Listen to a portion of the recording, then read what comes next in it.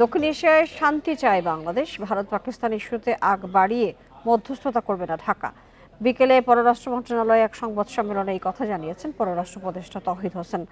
এই মুহূর্তে জরুরি প্রয়োজন না হলে ভারত ও পাকিস্তান ভ্রমণ এড়িয়ে চলার পরামর্শ দিয়েছেন তিনি। দেশ দুটি আলোচনার মাধ্যমে সমস্যা সমাধান করবে বলেও আশা করেন তিনি। উপদেষ্টা আরও জানান, ভারত পাকিস্তানের চলমান উত্তেজনার মাঝে ব্যবসা বাণিজ্য যেন ক্ষতিগ্রস্ত না হয় সেই লক্ষ্যে কাজ করছে সরকার। এছাড়া ভারতের ট্রান্সশিপমেন্ট বাতিলে বিকল্প ব্যবস্থা দেখছে সরকার। পররাষ্ট্র উপদেষ্টা জানান, ইতিমধ্যেই সিলেট থেকে সরাসরি কার্গো বিমান চালু হচ্ছে। এ সময় ভারতের গুজরাটে প্রয়োজনীয় নথিপত্র না থাকায় 1024 জনকে পুলিশ আটকের বিষয়ে পররাষ্ট্র উপদেষ্টা জানান, বাংলাদেশিদের আটকের বিষয়ে আনুষ্ঠানিক কোনো তথ্য নেই পররাষ্ট্র মন্ত্রণালয়ে। বান্ডেল থাকলে প্রতি সেনমানিতে টাকা বাঁচবে।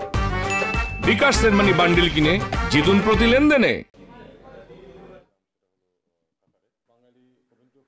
আমরা শান্তি চাই দক্ষিণ এশিয়ায়। আমরা জানি যে ভারত এবং পাকিস্তানের মধ্যে দীর্ঘদিন থেকে বিভিন্ন ইস্যুতে সংঘাতময় সম্পর্ক আছে, কিন্তু আমরা চাই না যে এখানে কোনো বড় কোনো এমন সংঘাত সৃষ্টি হোক যেটা এই অঞ্চলের মানুষের জন্য কোনো বিপদের কারণ হয়ে উঠতে পারে। আমরা চাইব, ভারত পাকিস্তান দুই দেশের সাথে আমাদের সুসম্পর্ক বিদ্যমান, আমরা চাইব যে তারা আলাপ আলোচনার মাধ্যমে তাদের সমস্যার সমাধান করে ফেলুক।